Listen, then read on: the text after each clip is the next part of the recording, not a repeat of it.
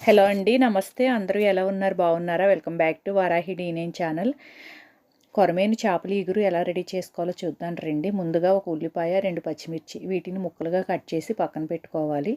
Stove on చేసి ఒక గిన్నె పెట్టి 1 టేబుల్ స్పూన్ ఆయిల్ వేసి, ఆయిల్ బాగా కాగిన తర్వాత తరిగిన ఉల్లిపాయ, పచ్చిమిర్చి ముక్కలు వేసి బాగా వేగనివ్వాలి. ఈలోపు చేప ముక్కలకు మసాలా తయారు చేద్దాం.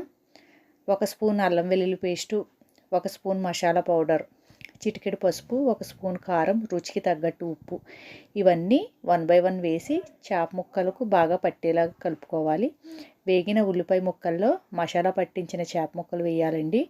అవి వేసి 5 నిమిషాల పాటు బాగా మగ్గనివ్వాలి.